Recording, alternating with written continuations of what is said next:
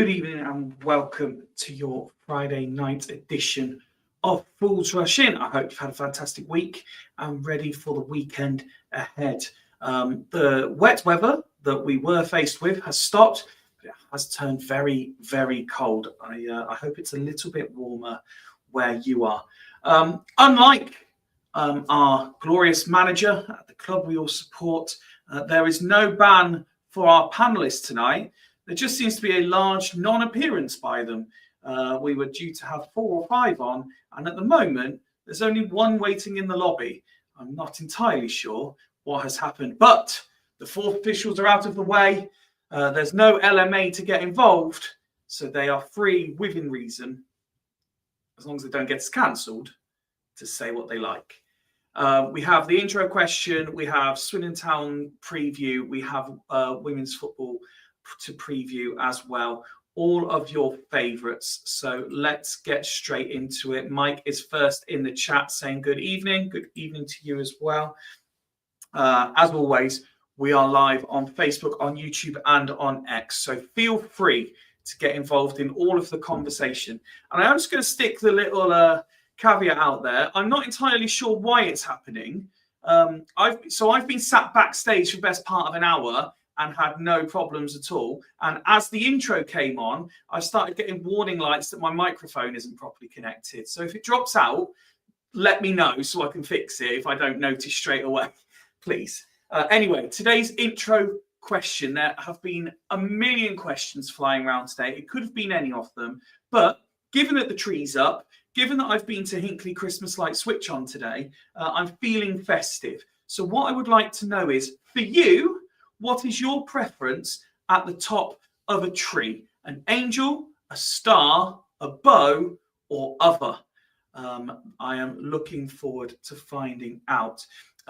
Mike says, aren't Ben and Mark on to discuss the first day of the Ashes? We do have Ashes Corner coming up on today's show. Yes, we promised you there would be some Ashes coverage. We've had our correspondent who has been up for almost 24 hours now, ready to talk about day 1, which in essence, the way it went, might as well just be test 1 because it's nearly finished as quick as it started, but more on that to come. Don't get ahead of yourself. Good evening, Sean. Yes, Liam, it's November. I didn't know you were able to read a calendar. Superb stuff.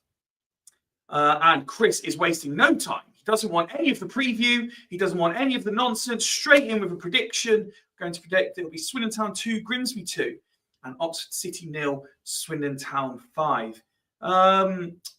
Well, let's see if our experts agree when the time comes. Liam says, you know what's on top of my tree right now? A lid on the box, because it's November. Yes, again, noted for later, but as you brought it up, Sean, huge congratulations to the guys at Life of a Kitman, winning their FCA award last night. Very much deserved for the content they put out. Chris says it's got to be an angel on top of the Christmas tree. So yes, we are sporting an angel on ours. We have got a star, but we typically for the last few years have used the angel. Anyway, I'm not the only man with a tree in the background. Good evening, Ben. Good evening, Fifey. How are we today? Very well, thank you. And other than being tired, how are you? Oh, tired. Tired, but feeling very festive. Yeah, at the Cheltenham Christmas Fair today. So feeling really, really Christmassy, which is really cool. It just feels like it's really happening. It's all the shops are all out, and the mulled wine and all the festive things going on at the Christmas market. The tree's up as well. That's all there. Hi, Liam. Hope you're well. What's the top tree? At the moment, there's an angel. You can't really see her, but there's an angel up there. Now, however, that was actually passed on by my mother. Usually I prefer a star on top of a tree. That's my preference normally, to sit on top. But angels are good. Yeah, angels are good. Angels are quite good because usually angels have been passed on and they're quite old. Like mum and dad have got the same angel since like the 70s that they sit up there. So I love that. Yeah. So the angel through the generations. Yeah, but I've not got that. So I've just got an old angel. But yeah, that's what they do. They pass on an old angel which goes and sits on. But they love old ornaments and stuff like that because obviously with baubles and stuff, obviously you've got the children's one when you got a child, so you get a special bauble. So that's on there as well. So Freddie's got one. Wow. But I think your mother's got it. No, actually, I think I've got one somewhere. I think your one is still on there somewhere. I'll have a look. But yeah, Anyway. Freddie, you got two actually, so they've definitely got one. So, yeah. It's not so just you and your angel there, Ben. We should say hello and good evening to Freddie as well. yes, Fred's here. Hello. Fred's How are here. you? You okay? Good. Tired. Yeah, he wasn't watching the cricket, by the way. No. School. No, he had school today, so I wanted to watch cricket. So it was just me watching the cricket. It was a fascinating day. Not that I would ever recommend anyone doesn't have their twice weekly dose of Fools Rush In. There's a very exciting game going on in the Championship to my right-hand side. Blackburn took the lead away at Preston on the stroke of half-time, and almost straight away from kick-off in the second half, Preston have equalised. Much fun in a local derby. I mean, geography's not my strong point, but Preston Blackburn is a derby, isn't it? Yeah, no, they're both Lancashire. Yeah, no, they're very much both Lancashire. I think they're a derby. No, I think it would be a derby. They're within an hour of each other. I think if you're within an hour, it's a derby. Yeah, but it's not really known that one. Cheltenham a derby, Ben? Cheltenham is not. It's literally it's kind of a derby. If you ask a Cheltenham fan, it's a derby. If you ask a Swindon fan, it isn't. But I think Cheltenham do quite like playing us because they kind of like, they kind of like. Well, we're both called the Robins, and because they like to turn us over. But to be quite honest, it's Forest Green Rovers is their nearest and dearest, and we don't have much history with Cheltenham, but we are playing quite a lot recently. Let's see what else is going on in the chat. Burnley is a derby. Sorry. I'm just saying, I'm just going to see what else is happening in the chat. Lepo is here. Good evening. So Swindon Town top of the tree at Christmas. Wouldn't that This be is nice? true. Although, This is very true. Whether it is or not, we definitely can't sing about it. Ian Holloway. No. Oh, he's the biggest party pooper, isn't he? It's top of the league. How often are you top? Enjoy it. Whilst you're there, you might only be there for a weekend. Just sing it because you can. There's nothing wrong with that. Mike says, evening, Fred and Fred's dad. And, I'm Fred. I'm relegated to Fred's dad now. Yeah. That's Sean says, Will Wright is the elite section of the EFL sticker collection. Yes, so I've been informed. right. Did you know how hard it is to find the actual? Because it's sold out everywhere. Yeah, Freddie comes up today and he goes, right, we'll sort you out. We'll get the EFL sticker album. It came out 2 days ago. The EFL sticker album. Can't bugger it. Can't find it anywhere. Went around all the supermarkets, all the shops, all the news agents, everywhere sold out. Had to Amazon it. Yeah, I've had to Amazon it, and it's going to take a few days to arrive. Thursday. Yeah, but I bought some stickers to go in there. We've not had any Swindon ones yet, but we've got some Grimsby and a few other League Two ones. I think that's why Will Wright's the best defender in League Two. That's why. Yes, you're possibly quite right. Yes, football is all about opinions. Football is all about opinions, Fred. Don't let anyone tell you otherwise.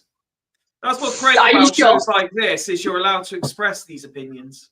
You are indeed. So Conor Ripley's the worst goalkeeper in League Two. Oh, Freddie hates Conor Ripley for some reason. So bad. So bad. I had a conversation the other day with Woody about my thoughts on goalkeepers generally, and for consistency, I'm going to stay out of this debate for the time being. Conor Ripley's worse than Bycroft. I would love you to find 5 Swindon fans that agree with you, Freddie. Evening, Ben. Should have England cricket had a few warm-up. See, now I've got an opinion on this. As most things I've got an opinion on, I've got an opinion on this. Now, in the past, when England... I will save it. We'll bring this up at Ash's Corner. Sorry. We have wasted enough time. We have wasted enough time that another fool has found his way into the lobby. And I'm pleased to say that he's managed to turn attention away from promotions and selfies with the stars to slum it with us for an hour or so. Good evening, Woody. Good evening. How are you? Very well, thank you. How yourself? Yeah, not too bad, not too bad. We should start by saying congratulations. Your big news is out there. Yeah, thank you. Yeah, it's been, I guess, a couple of weeks in the talking. Once we knew the guy who was there before was leaving. So yeah, it's I'm really chuffed. Goes to show that results don't mean everything in football. Results mean absolutely nothing in football. So, Woody not out.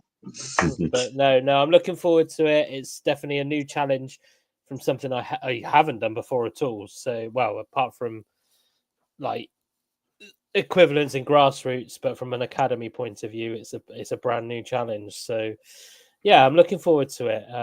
Well, listen, history dictates that no one deserves it more, even if current form suggests no one deserves it less. Thanks, mate. That's quite good for you. You're very welcome. Do you know what? I thought about it and I said, this is either going to go really well. If you or it's didn't gonna execute fucking that, die. yeah, it was all in the execution, Fifey. If you even stuttered, it would have been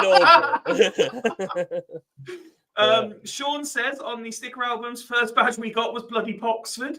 And John hasn't seen it, Woody. He said, what's the new job?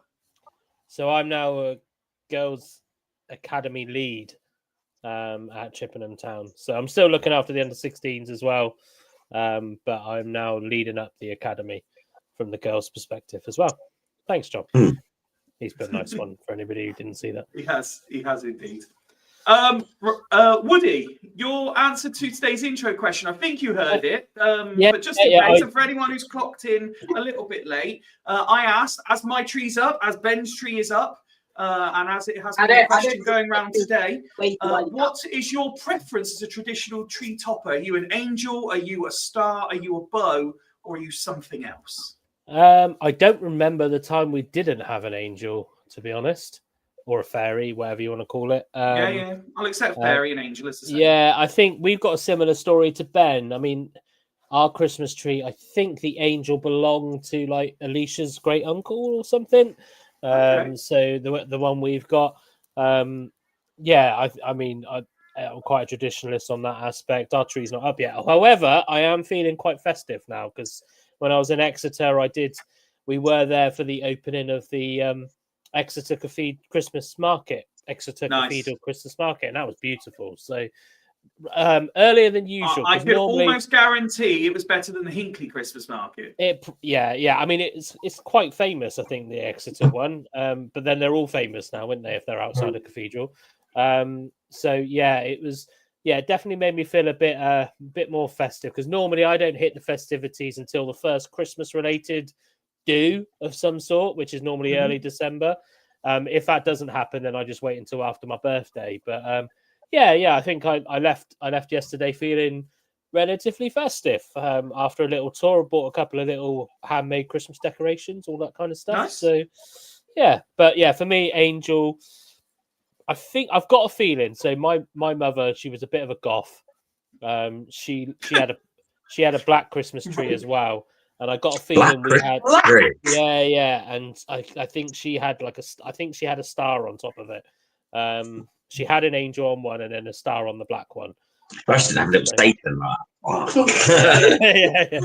Yeah. It's just well, the thing is, I know we're out of that season now, but it's becoming quite a popular thing for people to have a Halloween tree. Oh. Yeah. I mean, and we've got our Christmas started putting our Christmas inflatables at the front as well. I brought a CD. That's it. I bought a CD. I downloaded. Wait, sorry, Woody. I don't mean to interrupt, and I wouldn't normally, but I know what Ben's about to do, and I feel for Freddie here because he wanted to sit on the first 10 minutes of Fools, and he's not been able to answer any Swindon Town questions. So let me just give Freddie a question before he disappears to bed. Bring him back. Well, he's just going to get dressed. Let Woody finish. We'll come back in, and then you can ask the Swindon Town. I was only waffling anyway, to be fair. But, that's all we do anyway. Members of Old Town will be pleased that we have taken the Halloween ones down, and the Christmas inflatables are slowly going up outside. So yeah, that's that. And I also downloaded a track the other day. There's a band called Punk Rock Factory. I think that's what they're called. and they do covers of all sorts of songs. They brought out a few Christmas ones, and it's Nice. really, really gory because it's got a picture of a snowman with a pumpkin covered in blood. So it's Nice. on the cover.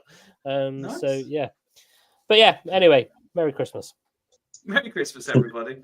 Do you know what? Because we've seen a couple of questions now. Let's get it out the way. Let's do Ash's corner. What have we had? There was definitely two. So Ben, you were going to answer John's first question. Should England have had a few warm-up matches? In the past, when England have toured Australia, England have played local, like state teams, like Western Australia, and that sort of thing. And what they tend to do is play their third 11 on substandard wickets that mean nothing like what they're going to play on the Test cricket. So England have usually won quite easily against a really poor third-rate state team, which isn't really proper training anyway. What England did was play a quick one-off game against like an England B team. It's the England A's because they're off touring. So it's the second string. So it was equivalent of like England's, football, England's first team versus their reserve backups. And obviously in that, England B team are going to want to still try and impress just in case there's any injuries. So they would have given England more of a game than they would if playing an Aussie team. Also, England's record away from home on the first tests are pretty good. We won the first test in India. We won the first test in India. I meant in New Zealand. We won the first test in Pakistan. So England's prep has actually generally been pretty good. And the problem with England is they sort of faded as the tour's gone on. So I've got not a problem with it. It does break the tradition, but Australia aren't going to do us any favours. They're not going to properly give our players a test or give our players a warm-up or against a good team. They usually just stick some rubbish out there that'll just get completely rolled. So England aren't really properly getting tested. So they're undercooked when it comes to the real stuff. So playing themselves actually gives them a proper game because the B team want to impress the management. We will talk about the actual day one at the test in a moment, but you're getting questions flooding in, Ben. John also wants to know, will Root ever get 100 in Australia? I hope so. This is his last time. He won't tour Australia again. He's 33. He won't come back at 37. I was watching it, and when he got up for a duck, I was like, fuck's sake. I've got a gut feeling he's not. It's like a gut that's just this.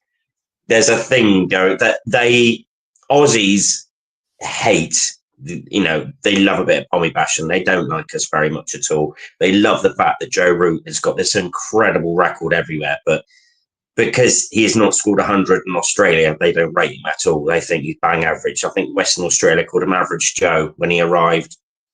And his game does struggle a bit in Australia and fast bouncing. His game on fast bouncy wickets isn't quite suited. It's quite unique in Australia, and he does get caught out doing the same sort of thing time and time. He's good enough to combat it. It's just a mental thing as in any sport. I hope so, but I'm starting to doubt that he will. Okay. Blackburn have just retaken the lead. It's now Preston 1, Blackburn 2. Ooh, Your next question to come in, Ben. Is Crawley the world's best ever fielder? If not, what's he doing taking up a space? Zach Crawley averages 31, which is horrendous for a batting opener, and he just won't get dropped. I think what Crawley does do, when he does get on it, he can destroy a bowling attack, but he gets lots of low scores in between it. He does usually turn up to the big show, which is why last Ashes he did quite well in England, and he does quite like fast bouncy wickets, and he's quite tall and gets on top of the bounce, but yeah, he's not very consistent, is he? And he started off getting out in the very first over again today for a duck, which got Australia on the roll. He is very lucky to be in the England team, let's be honest. His average is appalling. It's a bit like a striker with 1 in 9 goal average. It's just like, what are you doing still getting games? But he still gets picked regularly. If it was any other team, in the world, he wouldn't drop long ago. But sometimes it's about what else you offer the team, not just the output of the obvious stat. I mean, look how many times people were calling for Glatzel to be dropped. I know, but scoring runs is quite important for a batsman. I mean, not scoring. Yeah, it's important, and it's important for attacker. But if you're not scoring runs, what else are you doing? And when he does score runs, that he goes big. They're important runs, and he can score one hell of a lick. But a good Test opener averages about 40, and he averages 30. It's a bit of a difference there, and the Aussies tend to take the piss out of it quite a bit. That he's still getting a game. Well, Woody, although Ash's Corner was designed very much with Ben in mind, you two were very much keeping up to date with what was going on day one in the Test. And I think the way you were going in the WhatsApp chat is very similar to how Lepo has summed up here. Woke up to the worst possible start, but it's not clear how bad until both teams have batted. A day for bowling after the comeback. England have momentum. And to sum it, and then to tie it on to what Ben just said as well, Woody, the Aussies do like to take the piss, and then they go and do exactly the same thing themselves. What did you make of day one, mate? Wow, an exciting day one, really. Did you want to ask Freddie his questions about Swindon whilst he's... how long's Freddie got till he goes to bed? We'll do Ash's Corner, then let Freddie have his question, then he can go. Then he can do his teeth, then he can go to bed. Once you're done Ash's Corner, I'll ask you to chill, my friend. Once you're done Ash's Corner. I will give you a shout once you're done. It's just cool. Okay, day one then, Woody.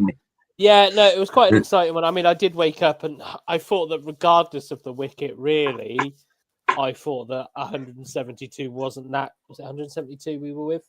Yeah.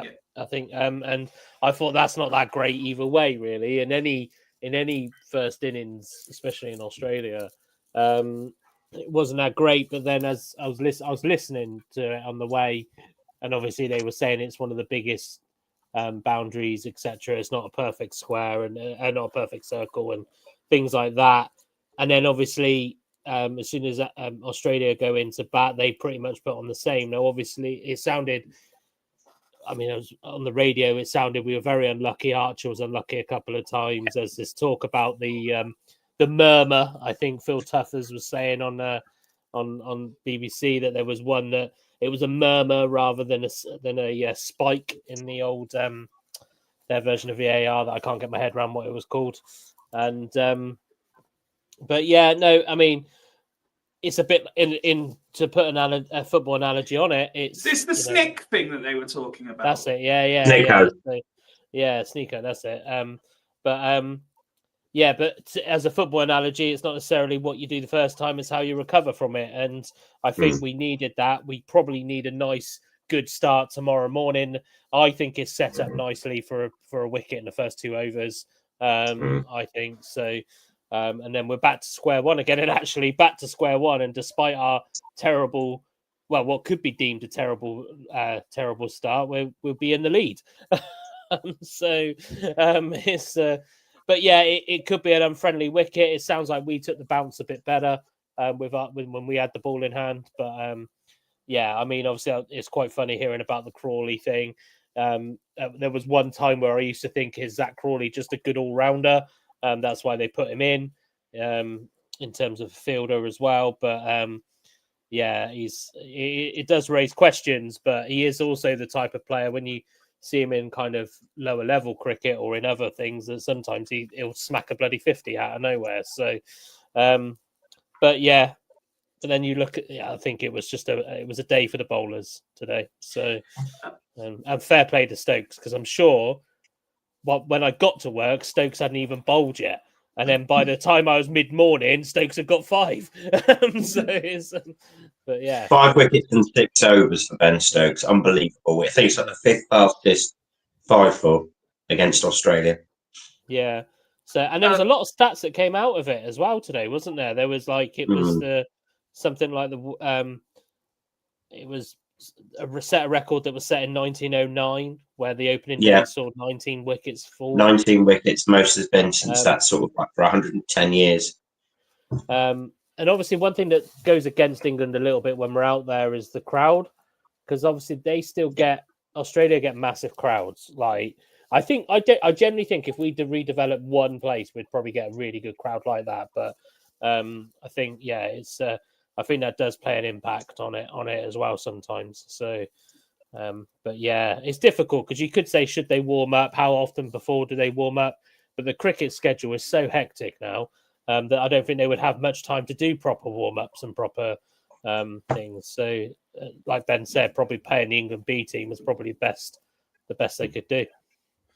Mentioning the crowd. Go on, mate. I was going to mention the crowds. There was 51,000 there today. 10,000 were English. 10,000 made the trek halfway across the world to the Perth Test match. Obviously, some of them were that do live in Australia. So you're telling me 10,000 people, not all of them, as you say, but 10,000 people have managed to get from England to Australia to watch the cricket, yet we can't get 10,000 people to come from Stratton, Pinehurst and Westley to the county ground. Correct. Yeah. Yes. You got to think about the number of expats that live in Australia and everything. But well, they all do the whole tour thing, don't they? It's all paid up and paid over years. To be fair, they're a big thing. But before we move off cricket corner, the really interesting thing about the whole Test match, because Australians hate baseball, they despise baseball and the way we play it. But it was quite really the power opposite the two teams, because England went on, we scored 172 all out off 33 overs. So we're cracking on at nearly like 4.5, nearly 5 and over. So even though it's a tricky wicket to play on, the scoreboard's ticking over. The Aussies were 123 for 9, but they got stuck. They couldn't hit a run to save their life. After 10 overs, they had like 20. So to be fair, Jofra Archer was bowling like a man. Oh, they were so good, but they weren't taking any calculated risks. They were just trying to stay in, and because of that, when England got a couple of wickets, they were really in the mire, really stuck. And that's kind of on these kind of wickets that are doing a little bit. Sooner or later, there's always a ball with your name on it. So you need to keep the scoreboard ticking over. You do need to, though you might get out really ugly ways, at least you've got something behind you. And I think that's been the difference between the two teams, where they have been looking to score and looking to be aggressive. Australia were just looking to stay in, and they've been skittled for about 50 runs short. And that's on a low scoring game is fucking huge. That's a massive lead. If England get a wicket early, England really are in the box seat in this Test match. Okay. So one more question pretty for good you stuff. both before we finish Ash's corner. Woody, I'll come to you first. It's on the back of Lepo's comment here. Good value ticket for day one, 19 wickets. Yeah, if you've got ticket for day 2, possibly day 3, you're pissed because half the game's already over, surely. Well, they always say, don't they, it's a risk getting tickets for day 5. Today, one, I think it's a risk. I think today, now it's a risk for day 4, to be totally honest. So, but you never know, because obviously both teams have had a go at the bat now. So they both might see that there's good positive attacks from both sides. So there might be a bit more reserved, prolonged cricket. The only problem is sometimes unless you're like cricket fans like Ben and I and others, but it's not as attractive, the long games. So it's it does make you wonder what the approach is going to be on day 2. So but yeah, I think I wouldn't be surprised if this is quite an early wrapped up match. Day 3. Yeah, I think I got a feeling one team will stay in for 75% tomorrow, and the other team will be pretty bowled out pretty quickly. So off the back of that, Ben, and we were having a conversation off air. I've said before when we've had these conversations, I'm not a big cricket fan. I do tend to get involved with the Ashes because it's a bit like how I don't follow golf at all, but I get involved in the Ryder Cup. There's just something about it and the team play element of it that really grabs my attention. But as someone who doesn't follow it, why, I'm familiar with what a Test match is traditionally supposed to look like.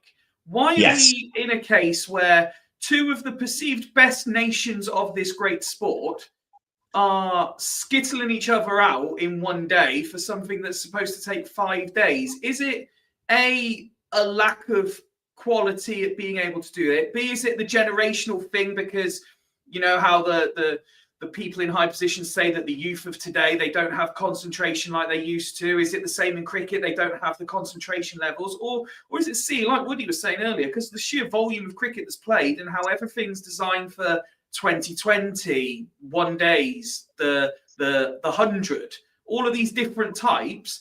Is cricket just a shorthand game now and test matches really shouldn't exist anymore? Yeah, I think it's a little bit of all of them. But mainly, if you look at the English summer, the main part, the heart of the English summer is set aside for the 100. Sort of like July, August, it's the short term of the cricket. And the county championship, the red ball stuff, is right at the start, right at the end, where the weather's a little bit inclement and there's not that much turnout. There's not much money in it. It's where all the money's in the short form of the game. So that's where players earn their cash. So that's where the players have got the specialist skill sets. So they do all the ramp shots, reverse sweep, all that sort of thing. They've got in their armory of how to tick a score along quite quickly. But in that, you lose the art of setting an innings, playing of the long term, playing a long game, batting all day. Back in the late 90s, you had Michael Atherton who could bat all day and not score 100. Jeff Boycott, again, another one, bat all day. Jonathan Trott, the last one of those type of batsmen to leave us was probably Alistair Cook. Again, you could bat a couple of days, just keep mega concentration, just hold on in there. But today, there's just not that game anymore. All the money's in the short term. You've got the IPL, which is the Indian Cricket League, which is the equivalent to the English Premier League in football. That's where all the money is, and they get huge, massive crowds and big money, big players go there and earn millions of quid playing in the IPL, and some earn more than they do for their national teams, and will just sack off their own international team just to play in the IPL. South Africa struggle with that. West Indies struggle with that. So that's kind of why it's just the short form format's taking over, and that's where the money is, and that's where the families come, like 100. It's packed with young kids. It's aimed for young kids, young families, trying to introduce people to cricket. And that's where all the money is. And that's where cricket's going. Unfortunately, the red ball side is sort of dying out a little bit. And there's a sort of thing, we have to save this. But it's a skill set that's kind of fading a little bit. In saying that, today's an exaggeration. But, normally on the first day of a test match, you usually have about 7 or 8 wickets fall. The wicket's not that bad, but it was offering a lot for the bowlers. It was hard to bat on. And last year in Perth, 17 wickets fell on the first day, and then the wicket got a bit easier to bat on. I think India scored about 450 in the third innings. So you never know, England might do that this time. But that's kind of why it's just the way cricket's going at the minute, which is kind of sad, really, because the best kind of cricket is red ball cricket. I said one more, but you've raised 2 interesting points, so we might as well cross them off while we're doing it, and then we can get on to the real topics for today. So, Woody, one more for you off the back of Ben's then. Is there still a place, do you think, for someone who can just stand there, leave, defend, and stand there for a day and a half? Yeah, I just think that the way that they'll approach it will be different. It's a bit like when in football we introduced the ball playing defender, isn't it? It's kind of... I just think. Oh yeah, let's not do it. Let's let's get rid of it.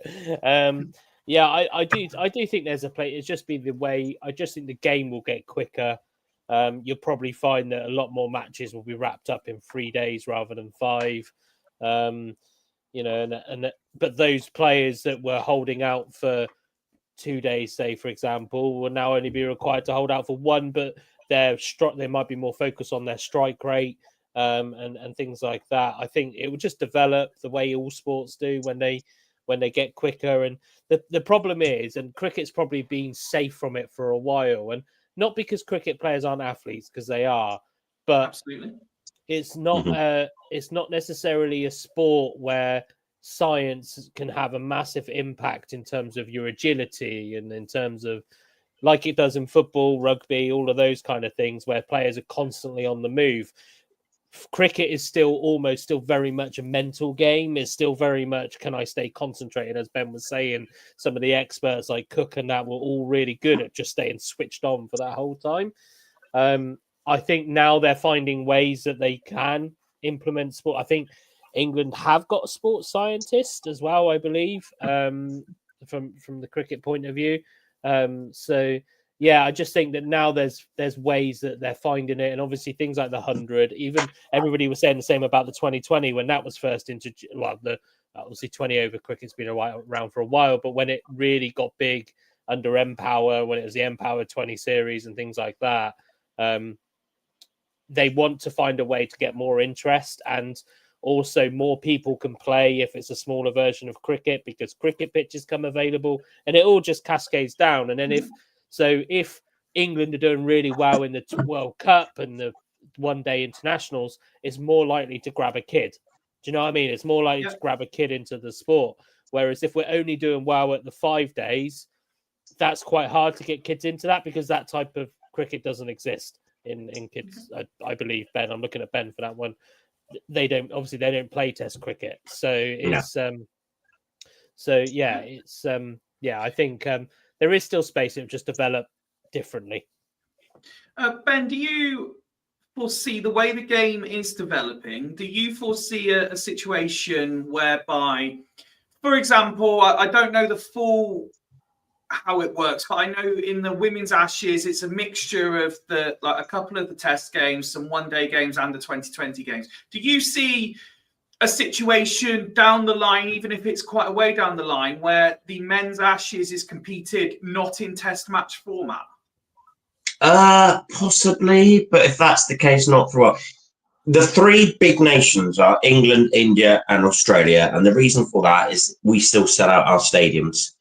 The other countries, South Africa, New Zealand, Pakistan, they play in like 2/3 of it are empty. Very, very little going on. And it's hard nowadays because obviously cricket's played throughout the day and people work and it's expensive. But as long as the stadiums are filled, the big 3 will continue to have all the money and still dictate how the game's going, and then they will still play each other. The women's cricket is like the football. It's a growing entity. It's getting more popular. Lots of girls now playing it at school, which is wonderful. There's lots more girl teams now. There's a lot more coverage on TV. It's growing as women's football and women's sport in general.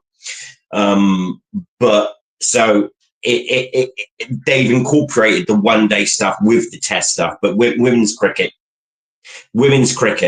is, because it's quite a new entity, they've gone straight in with the one-day stuff, because obviously that will fill out the gates, that will fill out the crowds more, and it's more entertaining than the Test stuff. So that's why that's there. But I think the men's Test cricket, I think that will stay. The Ashes is traditional. It's always been 5 Test matches played every 2 years, once in England, once in Australia, and it's been done for the last 150 years. And I think that won't be touched. And the Indians as well, where it's huge, will still play them. It's the other nations that we're struggling to play Test cricket with, because the money's just not there for them. They're more interested in the one-day stuff. Okay, well, there'll be more Ashes Corner as the series develops. If the game's still going on, which is highly unlikely, I'm sure there'll be more of it on Monday. We'll probably review what's happened anyway. But bring Freddie back. Let's talk some Swindon, and then he can get himself off to bed. We'll kick things off with the men's team. Huge game back at the county ground against Grimsby tomorrow. Freddie is back. Freddie, the news that Holloway has given, and the ones that we know about, Snowden is highly unlikely, but that doesn't always mean anything with Holloway. Wilson Brown out for 6 to 8 weeks. Nichols suspended. Drinnan still suspended. That's a couple of key players, Freddie. Who is going to be an important part for Swindon tomorrow if they're going to get the win? Monroe. Yeah, he is back. Do you want to elaborate? Monroe probably, Ollie Palmer, and why do you think they're going to make such an impression? because Ollie Palmer just beats Ollie Palmer. Mm. Monroe's just Monroe. But what does Monroe offer Swindon? What was he good at? Some pace down, and actually defend for once. Actually defend. Well, that's true. Can defend. That's a good point. Wilson Brown has been very good this season, Freddie. I've been a big fan of his. He's currently back not too far from me in Leicester, receiving his physio and his rehab to get back. As I said, Holloway suggested 6 to 8 weeks till he returns. But defence is an area we're quite stacked, isn't it? So although he's been a good player for us, he's possibly not as big a miss as someone like Snowden, for example. Yeah, because probably we will have to start McGregor on the right, which he's been quite bad lately. Okay.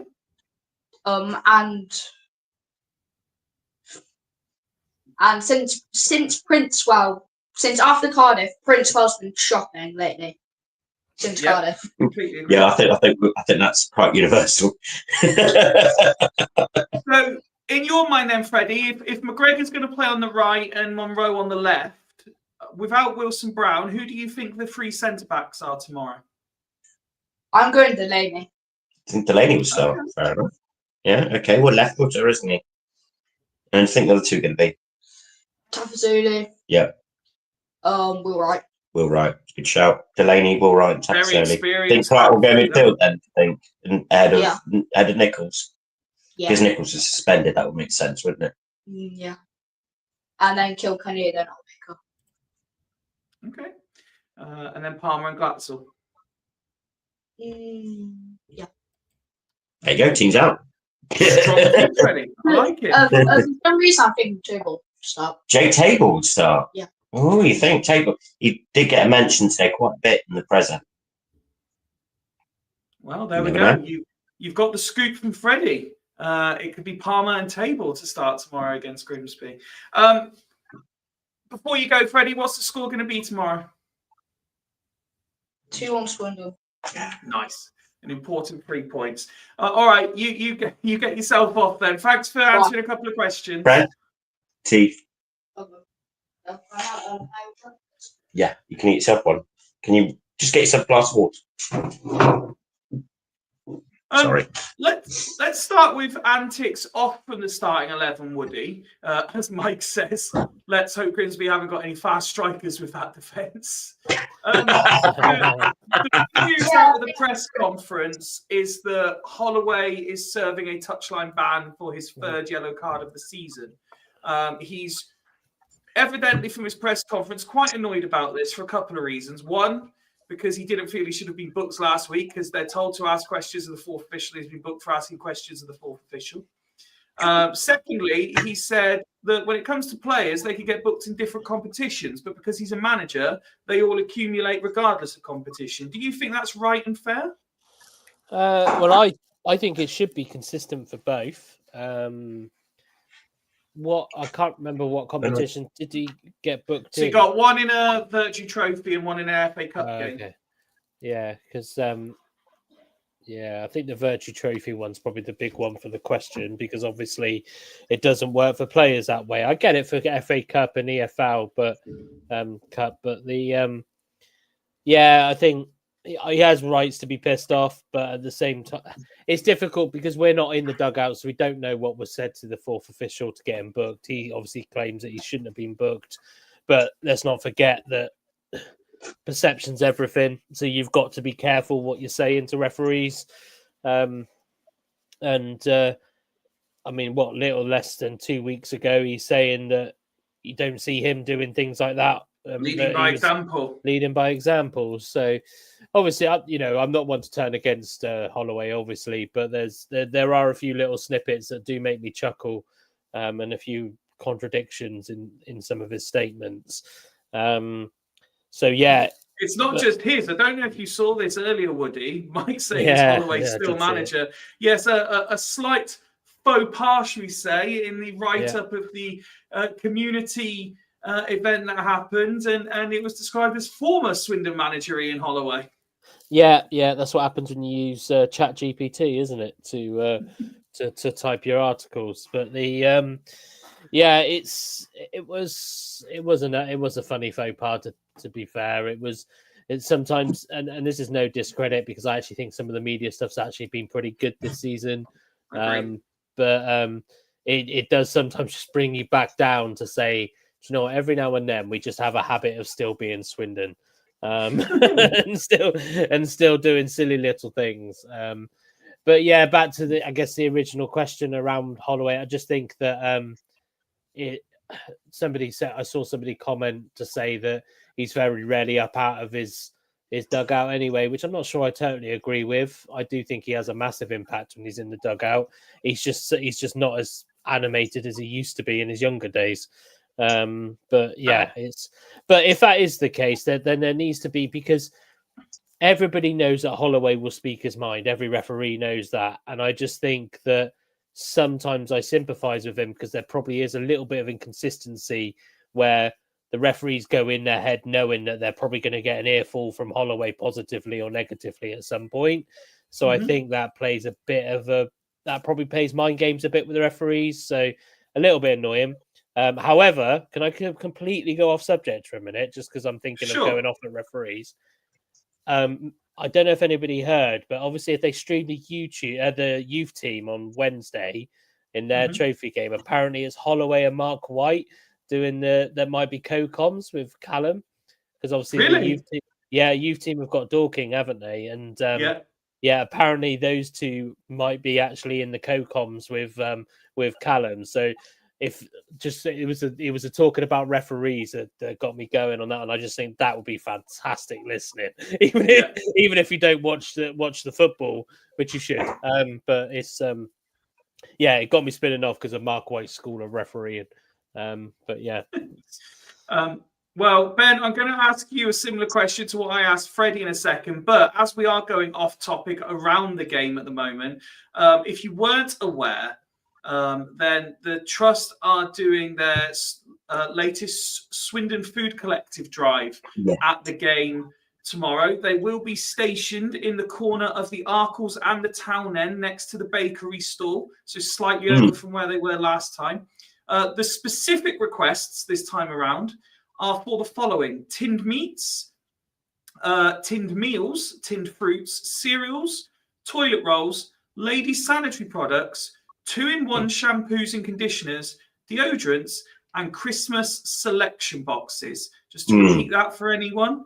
Tinned meats, tinned meals, tinned fruits, cereals, toilet rolls, ladies' sanitary products, 2-in-1 shampoo and conditioners, deodorants, and Christmas selection boxes. If you are able to help with the food drive, you are able to supply any of those products, please do go and meet the guys at the Trust for representing the Swindon Food Collective near the bakery store between the Arkles and the Town End tomorrow. They're from memory, when we donated last time they were there, they're usually there till about 15 minutes before kickoff. So play it safe and say half an hour before kickoff. If you can donate anything, get there before 1:30 to pass that over. Right, Ben, back to you then. And I was mentioning to Freddie that the players that are out. Who do you think's the biggest miss on that list?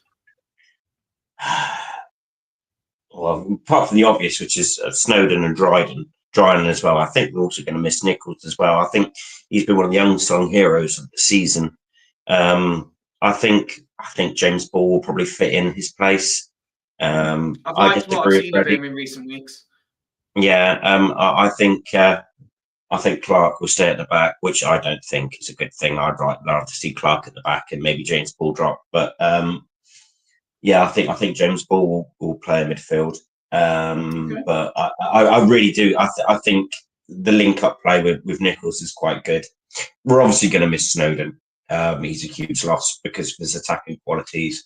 I think McGregor's defensively better, but getting balls into the box and taking on the lost player when he's not, it's notable the amount of chances we don't create when Dryan and Snowden are not playing. That was evident last week at Fleetwood. We did miss both of them, and when they don't play, Swindon have nearly been, forget MK, Swindon have not nearly been, well, he played against MK, but Swindon aren't been nearly and Pope without either of them playing. So it's going to be, yeah, they're a huge loss. But yeah, at least we've got cover back. So I think defensively we'll be all right. But we see how we are attacking. Woody, this is one of the, and I'm not saying this from any point of bias, but this is definitely one of the more eye-catching games in the division this weekend. Two teams with promotion aspirations. Would this be a statement for Swindon that they get to, whether you believe it's irrelevant at this point or not, they get themselves clear, for want of a better phrase, at the top of the table, and then maintain or build on that with a win against another promotion contender? Yeah, I think these are, I don't think it's too early to do this, because bearing in mind that we were talking about Christmas less than 50 minutes ago. So that's going to come around quicker than we think. I do think that that's probably where games where the title could be won. Unlike previously, I would say that it's what you do against the kind of middle teams. I generally think the league is that close that it's about taking points off teams that are going to be up and around you. And obviously Grimsby being one of them. Grimsby seem to be doing quite similar to us in some ways. They seem to be beating the teams in and around us, but then not doing very well against teams in the middle of the table. So it could, if anything, it could ignite an exciting game. But yeah, I do think that this is a good chance where we've gone top with a draw. Let's try and really stamp down to say, right, now you've got to catch us, because a draw could mean we don't be top tomorrow. Sorry, we're not top tomorrow. Very bad English. Right. A draw could mean we're not top tomorrow, whereas a win will still be top and we'll be points clear, whether it be 1 point or 3 points. So yeah, it's I think it's a good opportunity to get that momentum going. We've got a very busy December coming up with obviously FA Cup distraction as well. It's a Virtue Trophy as well, isn't it? In December, or is that next week? Yeah, second. So we've got a lot of football coming up in December. So I think giving ourselves a nice head start would be a good statement to make. Ben, Grimsby boast a strong squad and a number of players in form. Jamie Walker's been playing really, really well the last few weeks. We all know from personal experience how good George McEachran can be on his day. We are somewhat helped though, because I don't believe I've read anything that there was any appeal or such like. But Christy Pym is suspended after his red card at the weekend. Yeah, but I think they've got some Richard O'Donnell from Derby. Yeah, they got Richard O'Donnell on an emergency loan. Yeah, and I think the Derby. I was reading about them. The Derby fans seem to quite like him a little bit. So he's a very good goalkeeper. Yeah, I think. I've always scratched my head about that emergency loan keeper when you've got because they've got a backup keeper. So surely they should be playing him, and if he's injured, then they get an emergency loan in. That's the whole point of having a backup keeper. And then they can have an 18-year-old on the bench. But obviously the rules are there. Yeah, I was gonna say, isn't that the reason we had like 7 in one season? Because we just kept getting. If both keepers are out, then by all means have a backup. Do the emergency loan thing. But if the rules are there to be played with, and it's perfectly legal, then you're going to do it, aren't you? So fair play to him. He's a good keeper. Obviously, he's going to have about a day with them, so he's not going to really know. He's a goalkeeper, isn't it, really? So he's probably not going to know the back four and how they tick and have that relationship with his defenders when they know than a normal keeper would. But I don't think as a 1 or 2 game that it's going to play is going to make too much of a difference. They can have a decent keeper in goal. Pym was a decent keeper, so I don't think it affects the game too much. I think they'll be very good. Is Vernon fit, by the way? I believe so. You think so? Yeah, they've got a good team. They've got a good team. They scored more goals. They've scored more goals than us as well. They're very, very attack minded. So, but then we said the same with Colchester, didn't we? We played Colchester. We all thought there'd be lots of goals. Still nil. So you never know, do you? They've got the experience of Danny Rose up front, haven't they? As well as he's out as well. Isn't Danny Rose out? Is he? I don't know. I don't know. Either that or he's not in form or something. Because it's Cabia, isn't it? Their other forward who has been scoring.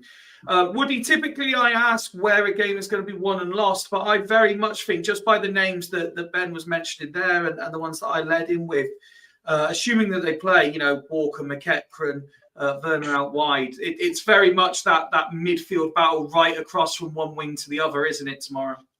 Yeah, and I think again Grimsby being an Artell side, he goes one way or the other with his sides, and he plays either a high pressing, aggressive game, or he plays a very reserved game. And I think with Grimsby, he's playing a lot more aggressive. The advantage that we do have tomorrow, and I only say this, I've only started to look at this recently because of how much it's affecting Swindon. But players like George McEachran, the young lad up front, no, he's not young, but middle-aged, Cabia, the one that you mentioned, they are both on 4 yellow cards. So they're at risk of suspension. So their games might not be as aggressive. I liked McEachran when he was here, especially some of the stuff he did do off the ball that people probably didn't recognise.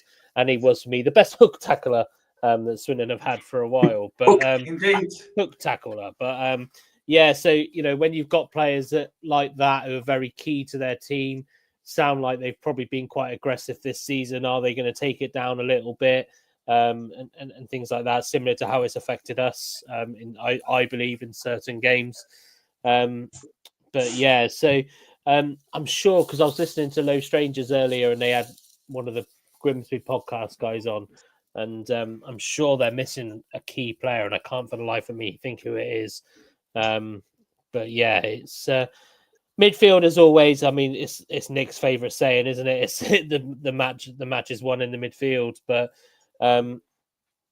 we've got again, I don't like to reverse to history too much, but we just seem to have a good record at home against Grimsby. So it's probably got 2-0 Grimsby written all over it. But but yeah, they hate coming to us. Their fans hate coming to us in terms of, because they don't normally end up on a positive side of the result.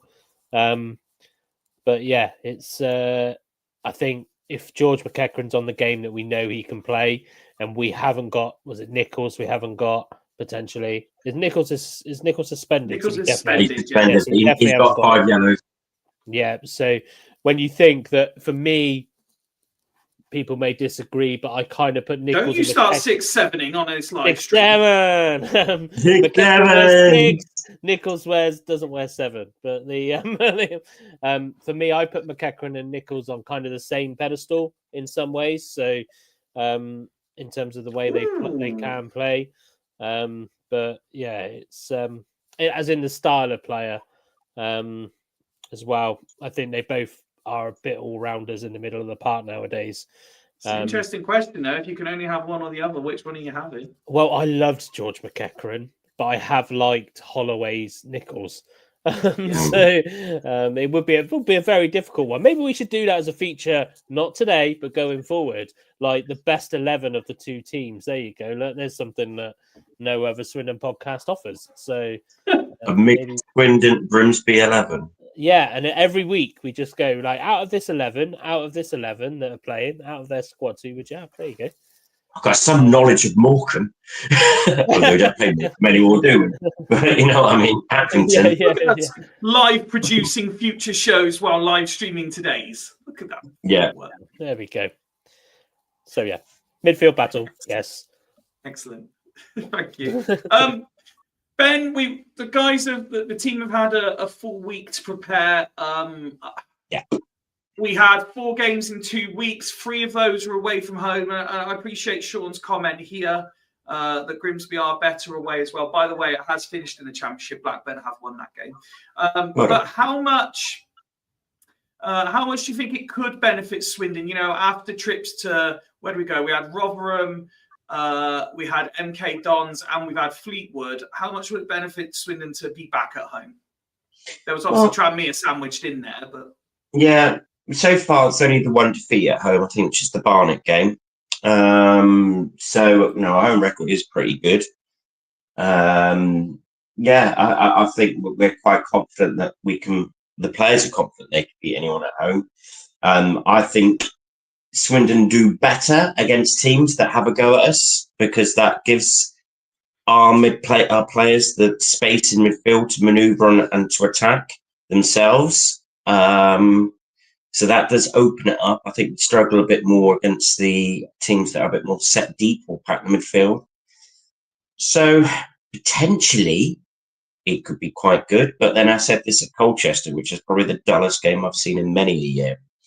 So we'll have to wait and see, really. But yeah, I think the potential is there to be a game for either side. I think both teams will score, because Grimsby tend to do it all the time, and hopefully Swindon will. Yeah, I'm with Sean. This must be an error. He said, I don't believe this is right, as Grimsby do have a decent following, but it says 76 tickets pre-sold. Must be a typing error. There'd be more than that. It's a huge game for them. They would fancy this as well, turning Swindon over and their chance to break into the top three. And they don't like Holloway. And there's more chance to put Holloway as a wanker flag up again, as they did last year. So I think there's a bit of, it's a little bit more. Whilst Holloway's here, they don't hate Swindon, but they want us to turn Holloway over, and they would love to knock him off the top of the perch. I'd be surprised if it's only 76. I reckon they'll bring a couple of hundred at least, 220, 250. Woody, turning our attention back to kind of where we started this roundup, and with the returning subject of Holloway.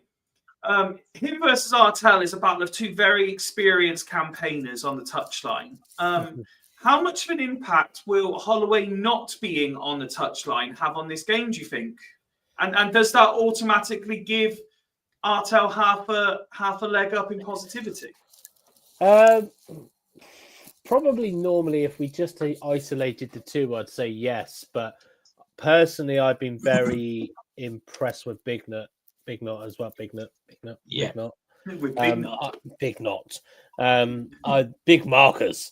But I like him. I watch, obviously with the other side of the pitch now, but whenever I am over that side, I try to see, like, he's very animated and he does deliver, I think, a lot of instructions for Holloway. It's only a touchline ban as well. It's not a stadium ban, isn't it? Correct. So there'll be ways. He's allowed in pre-match, half-time, and full-time. He's just not allowed during the match. There'll be ways. There'll be ways. That the same way he. Do you know what's going to happen? Gunning will go down onto the bench. Holloway will be up where Gunning is at the moment, shouting at the wing backs. Yeah, so that's what's going to happen. But no, he'll find ways to get his instructions across, I'm sure. But yeah, it could have an advantage if there's like that tactical break in play. But realistically, actually, Holloway not being in the dugout might take a bit of the attention away from Holloway in terms of the Grimsby fans going at him. So, I guess, dare I say, it makes it less hostile away support. But I think the two managers do have quite a bit of respect for each other anyway, regardless of the history of Holloway at Grimsby that only half the fan base seem to know. But it's, I do think that if you put him in isolation, it could have an advantage. But like I say, Marcus Bignut does do a lot of kind of the heavy burden work. So I think we should be fine. That's the interesting question for me, is whether Gunning will be in the dugout, given the success you could say we have with Gunning not being in the dugout in a non-horrible way. So. No, that's fair. All right, well, let's see how confident you both are then. Mike says Holloway's trying to stop our fans from singing so that the players can hear him from the director's box. Yeah, that's a bit of a weird one as well. Can I just interlude there with what he said, his comments today? I think sometimes that he needs to have a look from the fans' perspective. When you're top the league, it's rare. I mean, it was like last time we were top was under Wellens 4 or 5 years ago. Enjoy it. We want to gloat. We want to sing we're top of the league. It builds a positive thing. Why is he not happy? I usually defend Holloway. You know, I defend Holloway all the time, but this one I don't get. You know, he says he's quite annoyed by it. It's like, yeah, I get that. Like, we've achieved nothing yet, but enjoy the journey. You know, let's just, if we're top, let's sing our praises. Let's enjoy being top, and at least we're being positive onto the, onto the players, onto the pitch. That's the and key thing, it's the whole positivity. I don't get why he's saying, "Oh, we've won nothing yet. Stop singing it." That's the key thing, I think, Ben, is this whole again 3 weeks ago, he's saying that we're not positive enough as a fan base. Is there anything more? We're booing the players off when they got to top of the league. Yeah, and now we're singing about being top of the. In fact, yeah, that's a great point, Fifey. You know, he's talking about he doesn't like us singing top of the league, and then all of a sudden we're now going, yeah, we're not going to boo because we're top of the league. We're going to sing we're top of the league, and we're not allowed to do that either. Sometimes I just go, Holloway, just shut up, like put a fucking button on. Because I just sit there because I would much rather hear that. I mean, I like singing it. You know, I do think it's a positive. Yes, are we close to being a bit Walsall if we're not careful? But Sean does add in it just on that point. He said, "Mind, twice when we have sung it, the other team has popped up and scored." Yeah. But at the same time, I would much rather be singing about us being top of the league than what normally fucking happens when it goes quiet and we start singing the goalkeeper's name from the opposition, or something like that. At least I just think that anything that reiterates that there's a positive happening at Swindon, because when you go 1-0 up and you hear the chants, and I've never heard the chant when I did play as we're top of the league, but I can only think that would only infuse me. Like, oh my God, like we're winning 1-0 and the fans are singing. We won't be singing it when we're 0-0. Swindon don't do that. No fans do that. We won't be singing it. But if we go 1-0 up, I think there's every single reason why we should just chant anything positive. If we're top of the league, so be it. Like, you obviously got that one that Rich sent the video round for. I really like that one. That's about you, Ollie. That's about you, Ollie. That's about like how glad Swindon fans are to have you. But hold on a minute, we do mention about getting promoted in that. So do you not want us to sing that either? So I just, it does irritate me. Sometimes and it's probably my biggest criticism of him when he's been here. Sometimes he focuses too much as what's going on in the stands as opposed to what's going on the pitch. And I'd like it sometimes like, just let fans be fans. You can have every right to have a go at us if we're overly negative, of which sometimes technically everybody's within their right, in my opinion. But don't have a go at your fan. Don't turn on your fans when we're happy. We're happy we're top of the league. We're not hurting anyone. It's not harming the team, is it?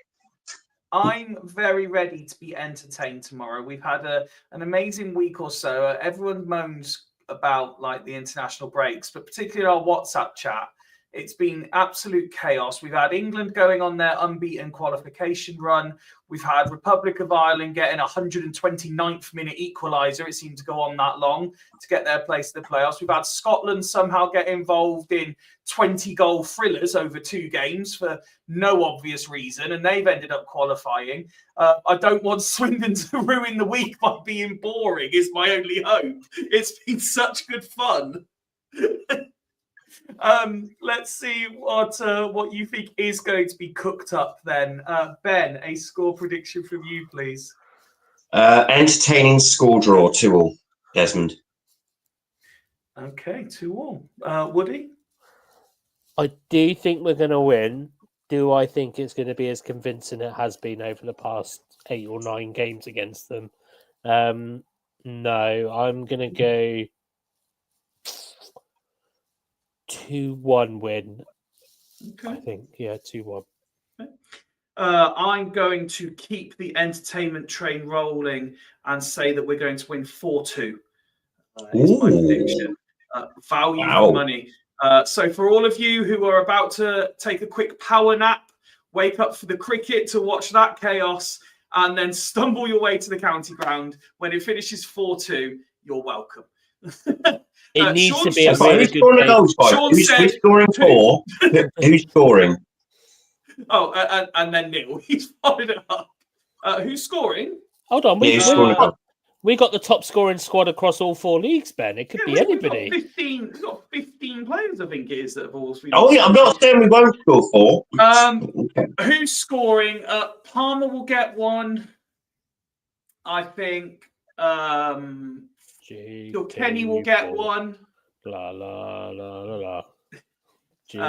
No, Palmer will get one. Kilkenny will get one. I think. Do you know what? Will Wright will get one. And I think Bowden comes off the bench to get one as well. I hope Bowden gets it. I'd love to see Bowden score. Oh, we're so desperate for that man to do well. We should. He got a very fleeting mention earlier. Richie Wellens is apparently part of the group that is coming for the official supporters club. I can't remember. I keep forgetting what date this is. I'm really sorry because they're really good at promoting us, but I can never remember what date in December their night with the champions is. But they've started to announce names. Ben's got a ticket. Ben, tell me what date it is. I don't know. I need to look it up. I did get a ticket. Right. But yeah, they've started to announce names. No, because that was the possibility of the cup game, so they wouldn't have done it the same day as the Virtue Trophy game, I think. Which the Virtue Trophy game's the 2nd, and the FA Cup game's the 6th, isn't it? So I think it might be the 4th. Oh, Thursday. I think. Come on, Ben. Come on, Ben. Work quicker. Faster, Ben. Faster. Come on, Ben. I'm putting Swindon supporters when I'm getting Swindon supporters Islands, Swindon supporters action. If anyone wants to... They've started to announce the names of the people that are appearing on the night, and it is going to be an all-star cast. And as we said previously, the supporters club rarely fail. No, they never. I'm trying to get the ground. Boundary and Caddick have also come in as well. So we've got Wellens is going to be there. I think Hunt's going to be there. Boundary, Caddick. The date. I know, I'm just trying to find it. What's the date then? The date? We don't give a shit about who's there. I don't know. It's Wednesday, the 3rd of December. I found it. Yeah, there you go. Thank you. Wednesday, 3rd of December. That's the day after Peterborough. Wednesday, the 3rd. Yeah. But day after Peterborough. I think they've got Wellens, Hunt. Anthony Grant's going to be there. Of course. Yeah, Baldry. Most of the players that retired are going to be there. I'm hoping Pele's going to be there. But maybe put a word in for us, because there's a couple of names on that list that I've been trying to get on our show that have just completely ignored me. So feel free to tap some up. I will do. If you mention the names, I'll give them glares and say where are you. Anyone who hasn't been on the show that is there on the night, speak to. Yeah. Okay, well, it's basically all of them, isn't it? Right off. Cheeky bastard. Why do I feel like we had Richie Wellens? We didn't. No, we haven't had Wellens. No, we haven't had Richie Wellens yet. I'd like Richie. If we'd had Richie Wellens on course. That would be good. That would be good. Anyway. Well, Richie's usually good value anyway. He's usually quite a good chat. Yeah. So yeah, no, I'll put the word in. With that, Agent Ben, you see who you could secure for us. I think the night's going to be full of players that also freshly retired as well. I don't think we're going to see many. I'm surprised Hunt's going to be there, but I don't the think likes of Hunt and Wellens are the ones I'm surprised because they're still actually active and contracted at other clubs. Hopefully, I'd love to see Pele. If we manage to get Pele over, that'd be quite good. But yeah, Jerry Yates and stuff. I don't think we'll get to see Jerry. Unfortunately, it'd be quite nice. But a little bit behind the scenes knowledge for you all. I had a half day at work today, and I've been working on podcast admin, including securing some elements of one of our Christmas specials, which I'm very much looking forward to. If everything falls into place the way it looks like it will do today with the admin I've done, it's going to be a lot of fun. Woody, let's turn our attention to the women's side of the game then. And we have to start. I know that you like the new feature of which is your game of the weekend, but I'm going to throw it out there. Any game that is Swindon and Oxford has to be a contender. Absolutely. It has to be, but it's not for me. The good thing is though that there is a double as well. because Oxford United. You may remember when the draw came out, I said, "Oh, Oxford Yeah. United are at home and they play at Oxford City as well."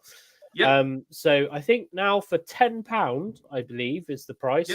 You can watch, and I don't know which way round it is. I want to say it's Swindon Oxford City first, and then Luton Oxford United women. So they're doing back to back on Sunday, which obviously Oxford United being the tier above Swindon, so the quality of the football might be quite decent.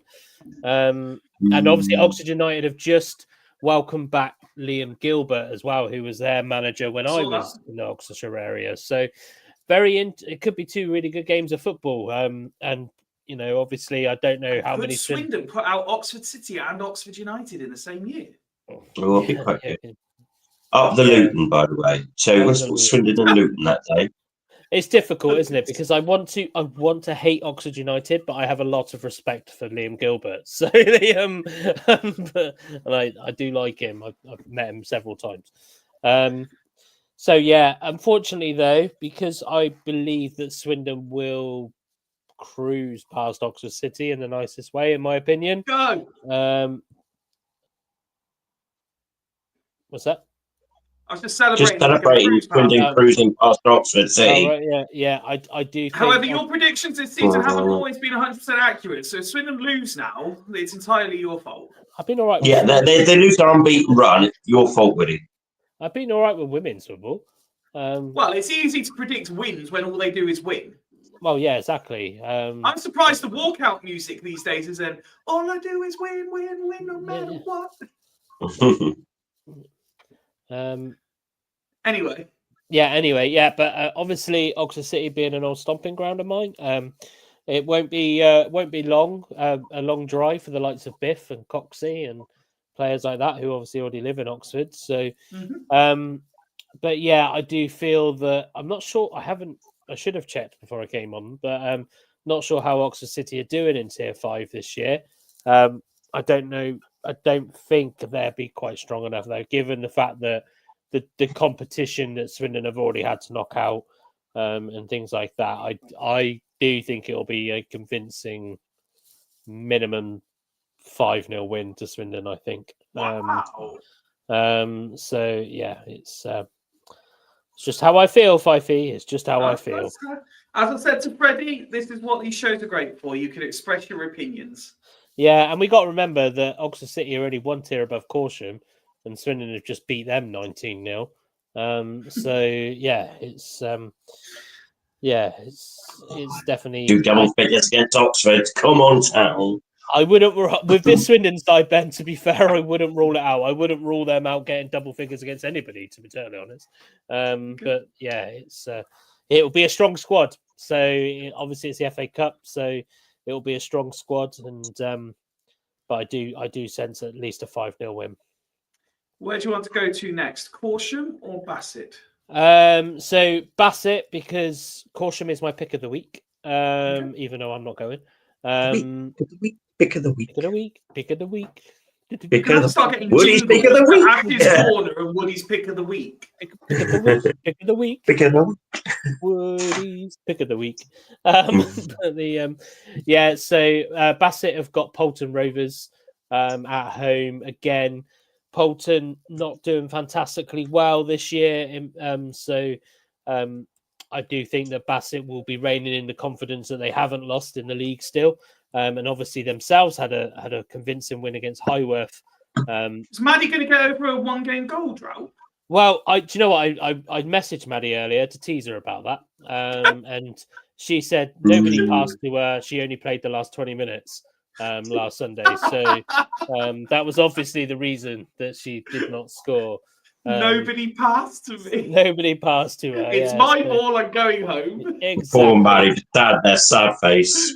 But you know what I say though? The strikers are the ones that have that sort of attitude about them, so I respect it. Yeah. So I'd fully expect Maddie to be starting, given that I think she might be the top scorer actually at the moment for Bassett. So yeah, it's I'm gonna have to have a look now. I'm on their league table now, so let me have a look. I don't know if you saw me flash that other comment up while you were doing that, Woody, but Mike said Oxford City have only won one league game this season. there you go. So I'm trying to think who's in charge there now. They seem to reshape the squad every year. Maddie Elliott is the joint top scorer at Bassett. But the so yeah, I think Bassett will. That's probably the game I'm likely to be at on Sunday, if any. But I think Bassett will still win. Polton, I think, do like to score, but they just can't seem to find a win at the moment. A bit like my team. So yeah, I think Bassett might be a good, convincing 3-1. But yeah, Okay. but my pick of the Sean week has said, reference your pick of the week. Have Moneyfields lost any games? No, they drew one, which is why Swindon stayed top. I can't remember who Moneyfields drew. Well, they were top until Moneyfields played the extra game. So yeah, I think Moneyfields drew. Oh, it's going to escape me, but they drew against somebody. So yeah, that's next week. So obviously we could probably already predict what my pick of the week is going to be for next week. Pick of the week. Why yeah. into the blankety blank feed? I don't know. It just sounded good. Pick of the week. Pick of the Woody's week. pick of the week. Right, I'm getting AI all over this. Oh, again, do it. But yeah, so my pick of the week. My pick of the week is our dear friend Rich's Caution side, as they take on Mangotsfield. With results could mean, I'm just checking if Whitchurch are playing, which I don't think they are when I looked at. Oh, they are playing away. Results could mean that a win for Caution would see them top the table at the end of play on Sunday. Wow. So obviously Caution going in, 5 out of 5 so far. They will be looking to recover from what I assume was just not a nice thing to be on the end of last week. Mangotsfield, however, have also not lost a game this season. So for me, huge game. Yeah, Mangotsfield, I don't know what they were like last year. Obviously, they got promoted, but they don't think they had the 3G pitch last year, so they had a pitch very similar to Caution's. So the pitch that Caution will be playing on might have a little bit of an impact, because obviously we've had kind of dodgy weather climate in the last few days, and so that won't be nice for a lot of grass pitches. But for me, with Caution hopefully having their under 18 contingent back, who wouldn't have been able to play last week because of the Highworth under 18s game, but also Dan will no doubt be looking to be putting that result last weekend aside. So if I can get down there, I might, but I probably will end up at Bassett because I've got a few other things to do. But I would definitely say, out of fairness and without Rich being present, I'd probably say Caution Mangotsfield is probably be my pick of the week if you want a neutral game of football. Pick of the week. Well, listen, of course, we wish all three of the advertised sides the very best of luck, as we do every week. Okay, well, that brings our episode to its conclusion for this Friday night. Thank you, gentlemen, for your time. As always, thank you to everyone that's tuned in. Enjoy the game at the County Ground tomorrow. Wrap up warm. And just a reminder that the Trust are there doing their collection for the Swindon Food Collective. So if you are able to contribute anything, great or small, they would very much appreciate it. We will be back on Monday to review all of the action of the weekend. There'll probably be another Ashes Corner, and who knows what else besides. But for me, Woody, Ben, and the rest of the Fools, thank you very much for your time this evening. We will see you on the other side. Good night. Some say that only fools rush in, but that's not the case with the mighty Swin. Our podcast is a platform with differing views. We're mostly overweight, have beards, and problems with booze.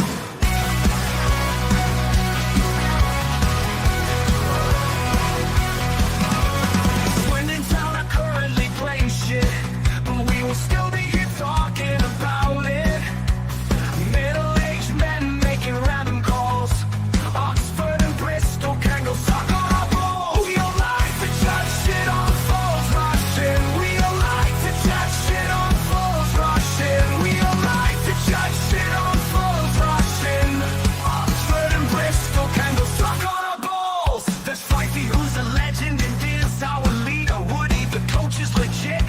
is slick like a cheetah, and is a positive son of a gun who's also media mad. Craig and Mark, and one show won't think Clem is just a fad.